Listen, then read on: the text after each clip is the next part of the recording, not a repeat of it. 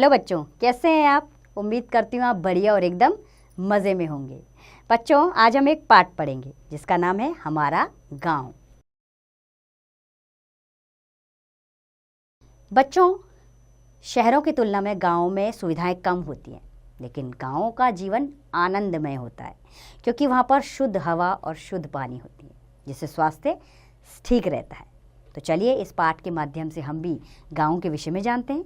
तो अपना पाठ शुरू करते हैं हम। गर्मी की छुट्टियों में माधव अपने माता पिता के साथ अपनी दादी के यहाँ रेलगाड़ी से गांव जा रहा था। छुक छुक छुक करती हुई रेलगाड़ी भागी जा रही थी। पेड़, खंभे, गाय भैंस, खेत, झोपड़ियां आदि सब तेजी से भागते नजर आ रहे थे। रेलगाड़ी की गति धीमी होने लगी। शाम के 4 बजे रेलगाड़ी स्टेशन पर आकर रुकी। स्टेशन पर चाचा जी इंतजार कर रहे थे। माधव माँ के साथ गाड़ी से नीचे उतरा।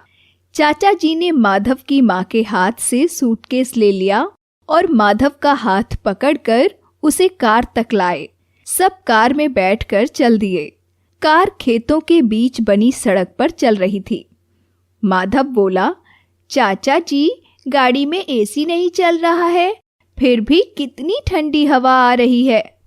यह सुनकर माधव की माँ बोली, हाँ बेटा, गांव में इमारतें कम और हरियाली अधिक है, इसलिए यहाँ की हवा ठंडी व शुद्ध होती है। दादी घर के बाहर खड़ी इंतजार कर रही थीं। माधव दौड़कर दादी से लिपट गया। सब घर के अंदर आ गए।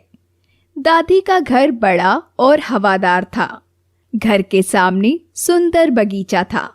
घर के पीछे पीपल, नीम और आम के वृक्ष थे। दादी माधव से बोली, माधव बेटा, हाथ मुंह धो लो, खाना तैयार है। माधव ने कहा, हाँ दादी, मुझे बहुत भूख लगी है। माधव ने आलू की सब्जी के साथ पूड़ियाँ खाईं। खाना खाकर उसे नींद आने लगी। माधव माँ के साथ कमरे में आ गया। चारों तरफ देखकर वह बोला, माँ, कमरे में एसी तो है नहीं, हम कैसे सोएंगे?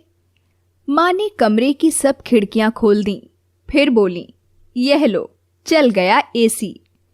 बाहर लगे पेड़ों की टहनियां हवा में झूम रही थीं। कुछ ही देर में कमरा ठंडा हो गया। माधव माँ से कहानी सुनते सुनते हवा के झोंकों की थपकी के साथ सो गया।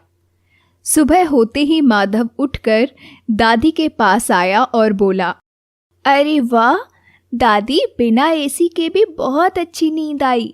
दादी हंसकर बोली, हाँ बेटा, घर के आसपास इतने पेड़ जो हैं, पेड़ों की घनी छाया सूर्य की गर्मी को रोक लेती है, जिससे घर की दीवारें गर्म नहीं हो पाती।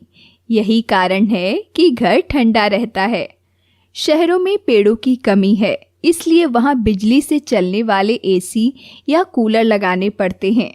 गांव में पेड़ ही एसी का काम करते हैं। माधव अपनी माँ से बोला, माँ, हम भी अपने घर के आसपास एसी के पेड़ लगाएंगे। माधव की बात सुनकर सब हंसने लगे। माधव नाश्ता करके चाचा जी के साथ गांव घूमने गया। गांव में हरे भरे लहलहाते खेत थे। बरगद के पेड़ की छाया में एक कुम्हार मिट्टी के बर्तन बना रहा था। स्त्रियां कुएं पर पानी भर रही थीं।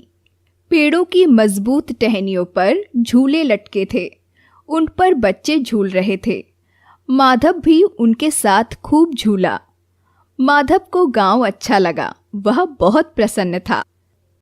उम्मीद करती हूँ बच्चों आपको ये पाठ अच्छा लगा होगा और आप भी गांव के विषय में जान गए होंगे कि गांव हमारे लिए कितने लाभदायक हैं, गांव को बचाए रखना कितना आवश्यक है।